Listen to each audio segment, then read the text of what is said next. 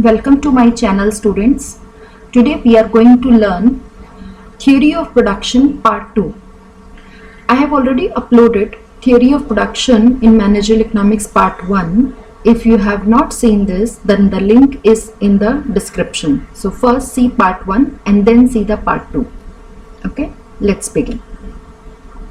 में हमने किया था, कितने तरीके के हमने प्रोडक्शन फंक्शन डिस्कस किए थे? How many types? 2. कौन से? मैम शॉर्ट रन और long run. Short run long run. हाँ, नाज़मीन, दोनों में क्या डिफरेंस है बेटा? मैम शॉर्ट रन वो जो हम कुछ समय के लिए करते हैं, जैसे 1 साल के लिए, और मैम जो लॉन्ग रन वाला होता है जो हम आगे तक के लिए सोच के करते हैं. शॉर्ट रन में कौन सा लॉ अप्लाई होता है और लॉन्ग रन में कौन सा लॉ अप्लाई होता है? उनके नाम बता दो. मैम वो नहीं पता. कोई बात नहीं, किसी और को पता है? मैम शॉर्ट रन में लो वेरिएबल प्रोपोर्शन. एक पर्सन निशा को बोलने देते, फिर अनुज हम आपके पास. मैम शॉर्ट रन में लॉ ऑफ वेरिएबल प्रोपोर्शन और लॉन्ग रन में आपका law of return. Law of returns to scale है ना? स्केल. अच्छा, मुझे ये बताओ, ये जो हमने वेरिएबल प्रोपोर्शन की बात करी है, ये प्रोपोर्शन किसके बीच का वेरी करता है? किस चीज के बीच का प्रोपोर्शन वेरी करता है जिसको हम लॉ ऑफ वेरिएबल प्रोपोर्शन बोलते हैं? हम इनपुट क्वांटिटीज जो हम इंक्रीज या डिक्रीज करते हैं उसके बेसिस पे. कोई एग्जांपल दे सकते हो आप? एग्जांपल हमने कल डिस्कस किया था एग्जांपल, पूरा डायग्राम बना के.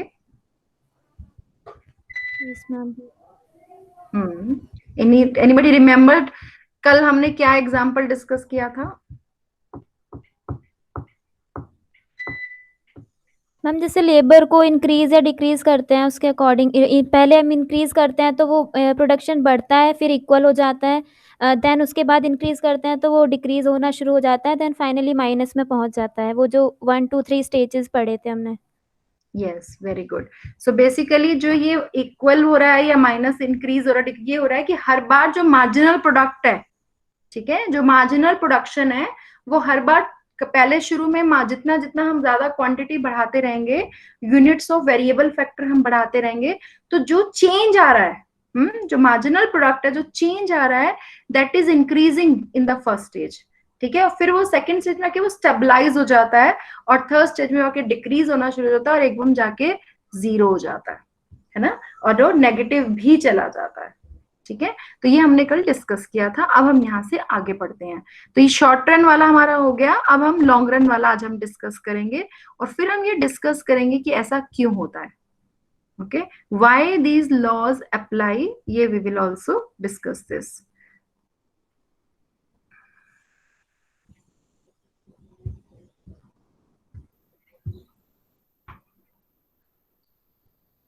Can you see my PPT slideshow? Long run production analysis or laws of returns to scale? Yes ma'am. जब हम वेरिएबल जो शॉर्ट रन वाला होता है वो है laws of returns to a blank, fill in the blank. क्या है वहां पे? Laws of returns to, short run में क्या बोलते हैं? Laws of returns to of variable था ना मैम उसमें तो. नो, उसको बोलते हैं लॉ. उसके कई 2-3 नाम है. Laws of returns to factor, क्योंकि उसमें एक फैक्टर ऑफ प्रोडक्शन चेंज हो रहा है शॉर्ट रन में. लॉन्ग रन में पूरा के पूरा स्केल चेंज हो रहा है, इसलिए इसको बोलते हैं laws of returns to scale. Okay, जो शॉर्ट रन वाला होता है उसको बोलते हैं laws of returns to factor, because short run में हम एक फैक्टर को ही चेंज कर पा रहे हैं, और लॉन्ग रन में हम पूरा के पूरा सारे इनपुट्स को चेंज कर सकते हैं, इसलिए इसको बोलते हैं law of returns to scale. Is it clear? Yes ma'am. ठीक है, तो इसमें हम क्या करते हैं? बेसिकली हम स्टडी ऑफ प्रोडक्शन फंक्शन करते हैं. इनपुट आउटपुट रिलेशनशिप की हम बात कर रहे हैं. लॉन्ग रन में क्या होता है? सारे इनपुट्स हमारे वेरिएबल हो जाते हैं. तो हम ये देखते हैं कि अगर हम पूरे के पूरे सारे इनपुट्स को चेंज कर दें और अपना स्केल ही अपग्रेड कर दें. पहले हम काम करते थे 1000 की कैपेसिटी पे, अगर हम अपनी कैपेसिटी बढ़ा के लेट से 5000 या 10000 कर दें, उसी हिसाब से हमारी लेबर चेंज हो जाएगी, उसी हिसाब से हमारा मटेरियल चेंज हो जाएगा, है ना. हम अपनी मशीनरी को भी अपग्रेड कर रहे हैं और उसके साथ साथ हमारा लेबर और मटेरियल भी अपग्रेड हो रहा है. ओके, तो उसका हमारे आउटपुट पे क्या इफेक्ट पड़ेगा, ठीक है।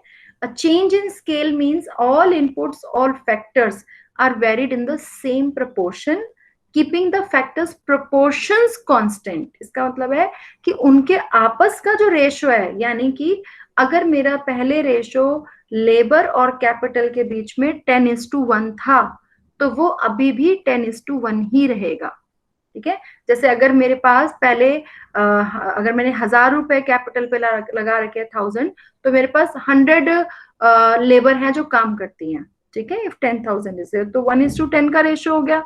अगर मैंने अपनी कैपिटल बढ़ा के 1000 से 10,000 कर दी, तो मैंने लेबर भी बढ़ा के 100 से 1000 कर दिया, सो दैट लेबर और कैपिटल जो दोनों का प्रोपोर्शन है आपस का, वो सेम रहे।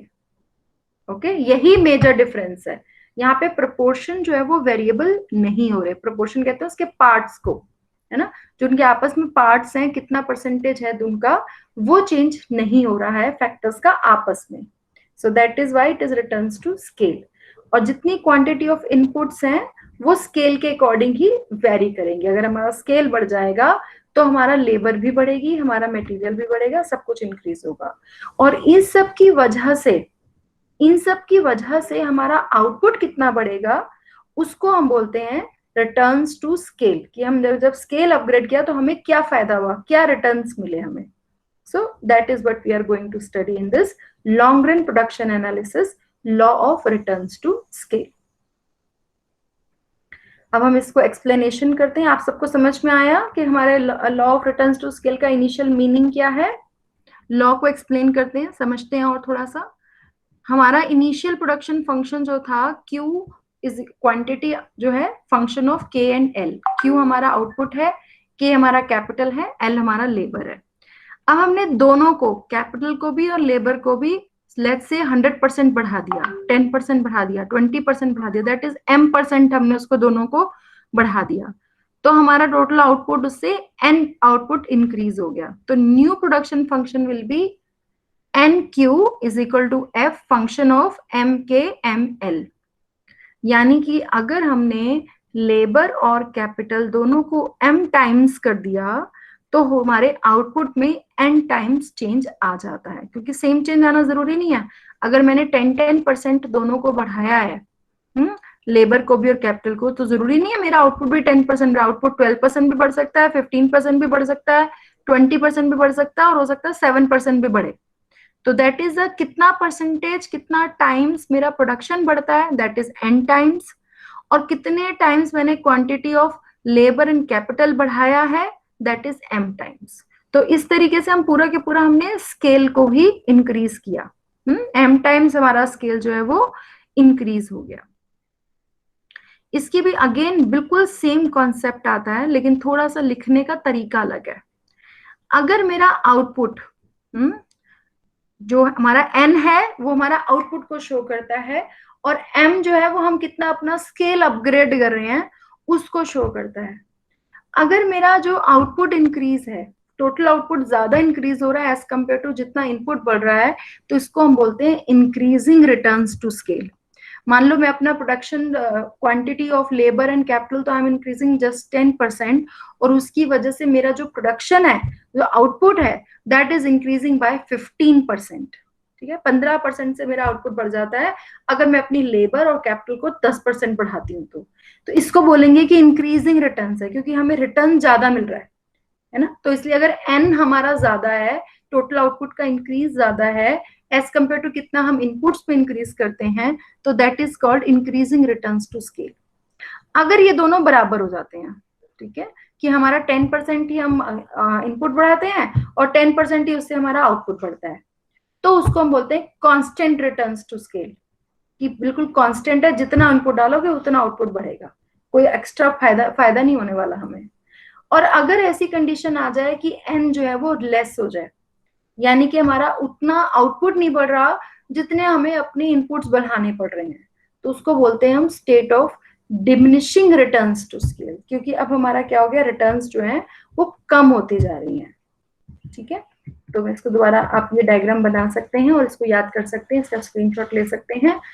3 स्टेजेस हैं हमारे law of returns to scale की। मैं दोबारा बता रही हूँ, हमारा प्रोडक्शन फंक्शन ये कहता है कि जितना आउटपुट बढ़ रहा है वो है n टाइम्स, और जितना इनपुट बढ़ रहा है वो है m टाइम्स।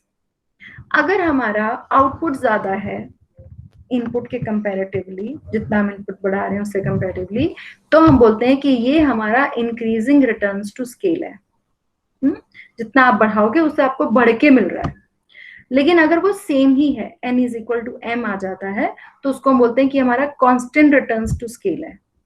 लेकिन अगर हमें जितना इनपुट्स हम बढ़ा रहे हैं हमें उतना भी आउटपुट नहीं बढ़ रहा है, ओके, तो उसको हम बोलते हैं सिचुएशन ऑफ डिमिनिशिंग रिटर्न्स, या डिक्रीजिंग रिटर्न्स भी बोल देते हैं इसको।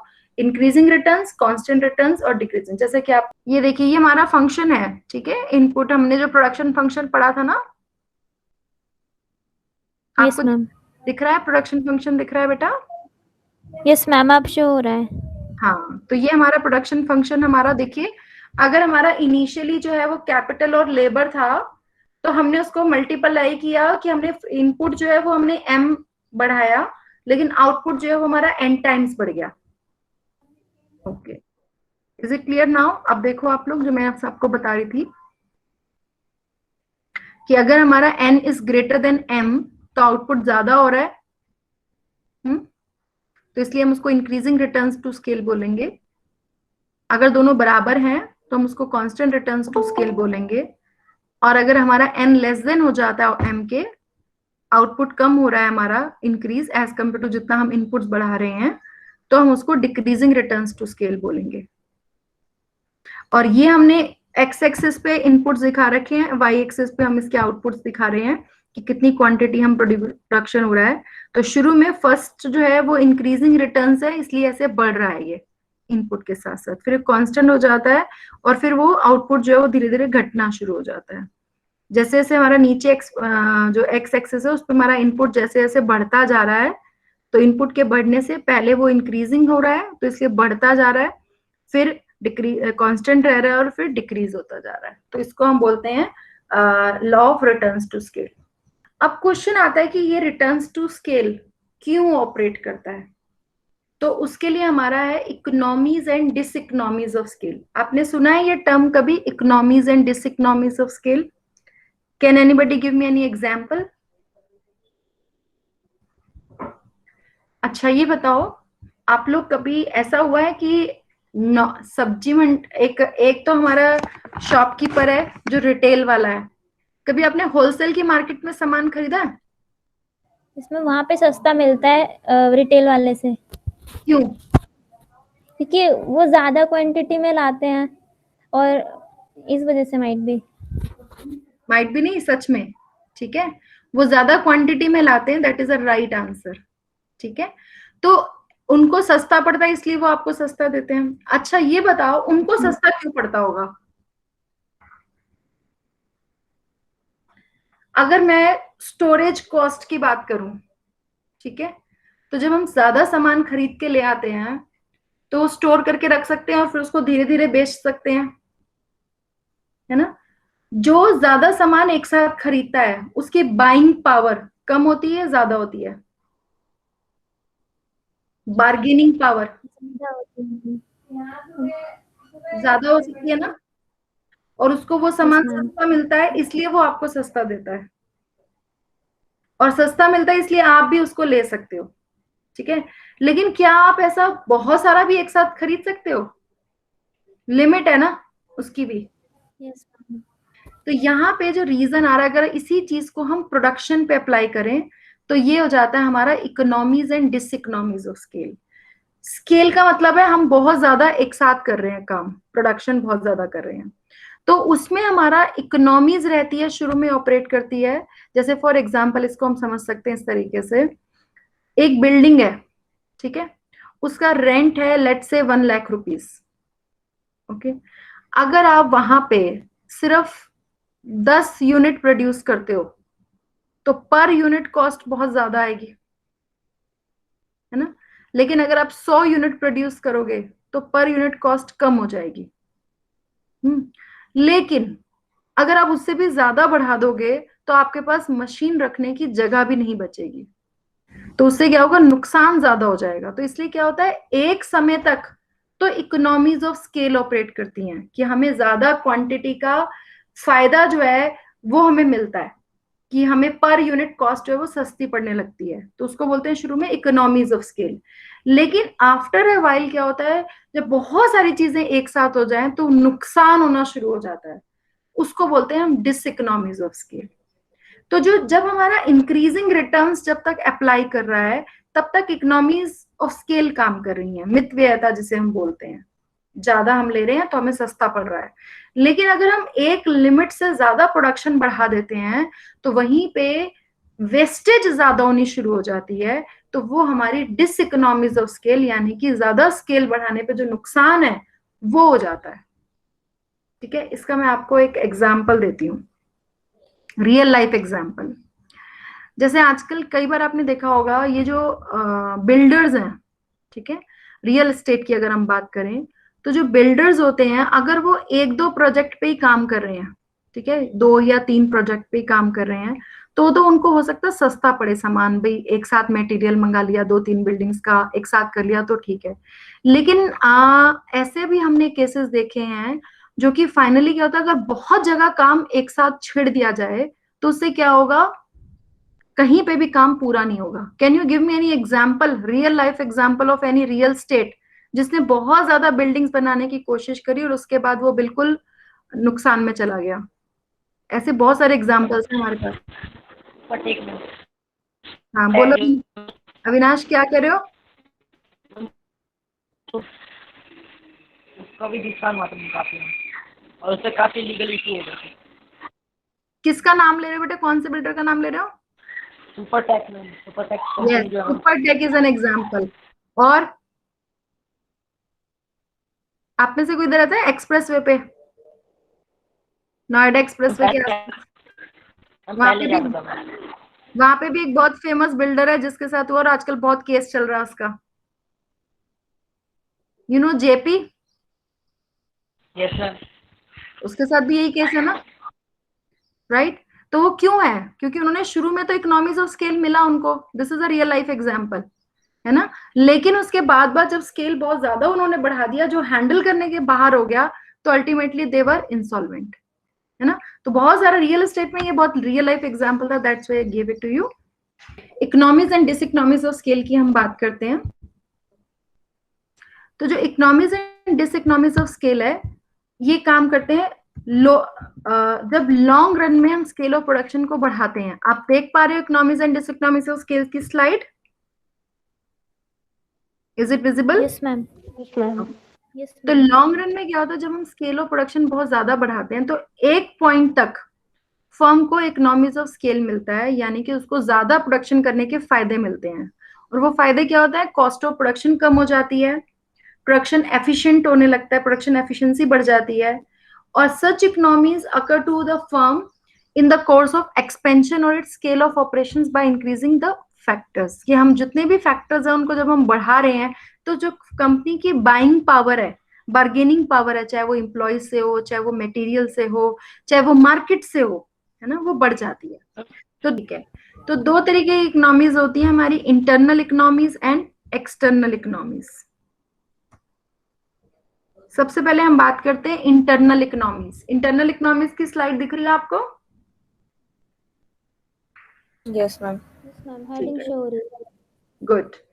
तो इंटरनल इकोनॉमीज का मतलब यह है कि कंपनी के खुद के जो खर्चे हैं वो धीरे धीरे कम होने शुरू हो जाते हैं, ठीक है। और ये ऐसे खर्चे हैं जो कंपनी को खुद से मिल रहे होते हैं। जैसे मैंने बात करें ना, कंपनी का कितना साइज है उस पर डिपेंड करता है। जैसे स्पेशलाइजेशन हो जाता है, डिवीजन ऑफ लेबर कर देती है कंपनी, ठीक है। हर एक वर्कर को हमने स्पेशलाइज्ड टास्क दे दिया, वो स्पेशलाइज्ड है इसलिए वो वेस्टेज नहीं करेगा, ठीक है। और उससे क्या होगा, प्रोडक्शन जो है वो ज्यादा बढ़ेगी, लेबर कॉस्ट पर यूनिट हमारी कम हो जाएगी। तो इसकी ये इंटरनल इकोनॉमिक्स के कुछ एग्जांपल्स हैं जो आपको पता होने चाहिए। कई बार economies and diseconomies of scale पे एक बड़ा क्वेश्चन आया हुआ एग्जाम में, ठीक है। टेक्निकली भी हमें स्ट्रांग हो जाते हैं हम लोग, क्योंकि टेक्निकली हम बेटर प्लांट लगा सकते हैं, इक्विपमेंट, और टेक्नोलॉजी अच्छी खरीद सकते हैं। आप देखते हैं जितनी बड़ी कंपनीज होती हैं वो हाई टेक्नोलॉजी यूज कर पाती हैं। क्यों? क्योंकि उनको उससे per unit cost again come हो जाती है, उनका इतना प्रोडक्शन है कि वो यूज कर पाती हैं। इसी तरीके से अगर प्रोसेस इंडस्ट्री है, ठीक है, तो अपने ही रॉ मटेरियल को वो दूसरे प्रोडक्ट में यूज कर लेती है। ट्रांसपोर्टेशन में, डिस्ट्रीब्यूशन में, अपने जैसे जो बड़ी कंपनीज होती हैं उनके अपने ट्रक्स होते हैं, अपना डिस्ट्रीब्यूशन चैनल होता है पूरा के पूरा, अपने जो बाय प्रोडक्ट्स हैं वो खुद यूज कर सकती हैं, है ना, वेस्टेज ऑफ मटेरियल नहीं होता उसमें। छोटी कंपनी होगी तो वो इतने प्लांट नहीं लगा सकती, लेकिन बड़ी लगा सकती है ना। तो जो रनिंग कॉस्ट है वो सस्ती पड़ जाती है। इनिशियल में उसको हो सकता है थोड़ा खर्चा करना पड़े, लेकिन रनिंग कॉस्ट जो है वो उसको कम पड़ जाती है। तो अगेन वो भी इकोनॉमीज ऑफ स्केल में आता है। जैसे आपने देखा है ये जो मदर डेयरी का प्लांट है, ठीक है, या अमूल है या मदर डेयरी, ये कैसे अपनी सारे प्रोडक्ट बनाते हैं। Not only milk, they produce their curd also, chaas also, सारे प्रोडक्ट, है ना, बटर ऑल्सो, सारे मिल्क प्रोडक्ट्स। तो क्यों बना पाते हैं? क्योंकि they are having inventory, they are having economies of scale. इसी तरीके से इन्वेंट्री में भी उनको फायदा होता है कि large stock of raw material को इकट्ठा कर सकते हैं, है ना। मैनेजमेंट में फायदा हो जाता है, क्योंकि जब इतनी बड़ी बड़ी ऑर्गेनाइजेशंस है तो इनका अपने डिपार्टमेंट्स है, ओके। तो मैनेजरल कॉस्ट जो है वो इनकी कम हो जाती है। एफिशिएंसी ऑफ मैनेजर हम देख सकते हैं, नेटवर्किंग कॉस्ट, ये सब जो चीजें हैं ये इसमें कवर हो जाती हैं।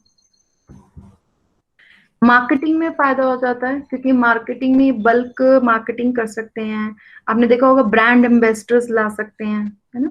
ट्रांसपोर्टेशन में इनको फायदा हो जाता है, एडवर्टाइजमेंट में, पब्लिसिटी में, शोज में, है ना, ये सब प्रमोशंस में। फाइनेंशियल इकोनॉमिक्स में हो जाता है कि उनको अगर इनको कोई लोन चाहिए तो बड़ी कंपनी को आराम से लोन मिल जाता है, क्योंकि उनको पता है बैंकों की इनकी क्रेडिबिलिटी है, और रिस्क भी इनका कम हो जाता है because they are big company. जितने ये सारे पॉइंट है ना, ये अपना रिसर्च डेवलपमेंट कर सकते हैं, ज्यादा प्रोडक्ट्स प्रोड्यूस कर सकते हैं। तो ऐसा नहीं कि वो एक ही प्रोडक्ट पे डिपेंडेंट है। कि जितने भी हमने पॉइंट्स पढ़े हैं ना, ये सारे आगे याद रखना, इन्हीं को हमने डिसइकोनॉमिक्स में भी बोलना है, सिर्फ बोलने का तरीका अलग होगा। एक्सटर्नल इकोनॉमिक्स का मतलब है बाहर का जो एनवायरनमेंट है। जैसे हमने पढ़ा ना बिजनेस एनवायरनमेंट में हम पढ़ते हैं, आपने पढ़ा होगा internal environment and external environment, ये वही सारे पॉइंट्स हैं। तो हमें इंटरनल एनवायरनमेंट से भी बेनिफिट मिलता है और एक्सटर्नल एनवायरनमेंट से भी बेनिफिट मिलता है। तो याद करने के लिए मैं आपको बता रही हूँ कि जो हमने पॉइंट्स वहां याद किए थे वही सारे पॉइंट्स जो हैं वो हम यहाँ पे कवर करेंगे, ओके। तो यहाँ पे हम इसको करते हैं, और ये आप इसका स्क्रीनशॉट लीजिए, बिल्कुल थियोरेटिकल है, you will be able to read it, you will be able to do it। यहाँ पे जैसे ट्रांसपोर्टेशन एंड कम्युनिकेशन फैसिलिटीज हैं, they get better of them। Scientific उनको इंफॉर्मेशन मिलती है, कलेक्टिव एफर्ट्स करते हैं रिसर्च के लिए। मैंने बताया कि रिसर्च डिपार्टमेंट है उनका, तो वो आगे चल के जो है और रिसर्च में भी हेल्प मिलती है उनको, ठीक। तो इस तरीके से ये सब पॉइंट्स है, पावर, वाटर, इलेक्ट्रिसिटी, आप देखते हैं, ओके। तो गवर्नमेंट एजेंसी से भी इनको हेल्प मिल जाती है, परमिट्स, लाइसेंस और ये सब में। तो मैंने जैसे बताया कि जितने भी हमारे इंटरनल एनवायरनमेंट है वो हमें इंटरनल इकोनॉमीज देता है, और एक्सटर्नल एनवायरनमेंट है वो हमें एक्सटर्नल इकोनॉमीज देता है। और इन्हीं सारे पॉइंट्स को, क्योंकि हर चीज की अति बुरी होती है for the very simple reason, तो इन्हीं को जब हम बहुत ज्यादा यूज कर लेते हैं तो वो हमारी डिसइकोनॉमीज ऑफ स्केल में कन्वर्ट हो जाती हैं। कि अगर आप बियॉन्ड आप ऑप्टिमम कैपेसिटी के चले जाते हो तो हर चीज, क्योंकि जैसे होता है ना कि हर चीज एम्प्लॉय मिलना ही मुश्किल, रिसोर्सेज मिलना मुश्किल, इनएफिशिएंट मैनेजमेंट, जब आप बहुत ज्यादा स्केल बढ़ा लेते हो तो मैनेजमेंट करना, टेक्निकल डिफिकल्टीज आनी शुरू हो जाती हैं, है ना। प्रोडक्शन में प्रॉब्लम्स आनी शुरू हो जाती है, मार्केटिंग में, फाइनेंशियल में। अगर एक जगह पे आपने देखा मेट्रो सिटीज में ऐसा होता है कि वहां पे हर चीज की कॉस्ट ज्यादा होती है ना, लिविंग कॉस्ट भी आपकी ज्यादा हो जाती है, ठीक है। तो वो इसीलिए डिसइकोनॉमीज ऑफ स्केल की वजह से, क्योंकि वहां पे इतना सारा। इसी को हम ऑपोजिट अगर हम एक्सटर्नल एनवायरनमेंट पे इंप्लीमेंट कर दें सेम थिंग्स को, तो वो हमारा एक्सटर्नल डिसइकोनॉमीज हो जाती है। आपने देखा जहाँ पे भी बहुत सारी इंडस्ट्रीज होंगी वहां पे पॉल्यूशन होगा, तो वो हेल्थ हैजर्ड हो गया, डिसइकोनॉमीज की तरह वो काम करता है, क्योंकि गवर्नमेंट के बहुत सारे हमारे पे रूल्स रेगुलेशंस हो जाते हैं। अगर आप थोड़ा सा इन्वायरमेंटल स्टडी करेंगे तो आपको ऐसे एग्जांपल्स मिलेंगे ऐसी कंपनीज के जिन पे ऐसी प्रॉब्लम्स आ रही हैं, है ना। और इंफ्रास्ट्रक्चर पे स्ट्रेन आता है, ट्रैफिक जाम मेट्रो अभी recently I went to, not recently, 2 years back I went to Bangalore. Bangalore में वेदर सबसे बेस्ट और ट्रैफिक जाम सबसे वर्स्ट, मतलब मुझे 15 मिनट्स का ट्रैवल करने में हमें 2 घंटे लग गए। दिल्ली में भी आप देखते हो बहुत जाम लगते हैं, नोएडा की जो रोड है जहाँ पे आप एंटर करते हो वहां बहुत जाम लगता है, तो वो इफेक्ट है ना, क्योंकि वहां इंडस्ट्रियल एरिया बहुत ज्यादा है। तो ट्रांसपोर्टेशन में अगर बहुत सारी इंडस्ट्रीज हो जाएंगे, इंडस्ट्री बहुत ज्यादा ग्रो कर जाती है उस एरिया में, क्योंकि जहां पे आपने देखा होगा एक इंडस्ट्री आती है एक टाइप को, वहीं दूसरी भी आ जाती है उस तरीके की। तो कम्युनिकेशन सिस्टम पे भी फर्क पड़ता है ना, monetary as well as real cost of production जो वो भी ज्यादा हो जाती है, और फैक्टर के प्राइसेस भी ज्यादा हो जाते हैं, यानी कि लेबर भी महंगी मिलेगी आपको। लेबर को पता है मेरी डिमांड है तो ज्यादा प्राइसेस मांगेंगे वो। और फैक्टर्स जो है फ्यूल, इलेक्ट्रिसिटी, वाटर, फाइनेंस, आप देखते हो हम मेट्रोपॉलिटन सिटी में रहते हैं तो वहाँ पे हर चीज पे आपको कंपैरेटिवली महंगा मिलेगा, जबकि आप थोड़ा सा इंटीरियर में चले जाओ प्रॉपर्टी के रेट्स भी आपको डिफरेंट मिलेंगे। So that ends with this economies and diseconomies of scale. Any doubt or anything anybody wants to say or add?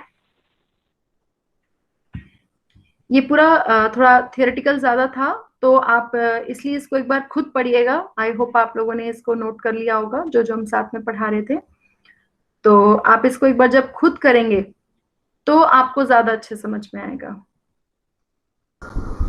So till next time, keep learning, keep growing.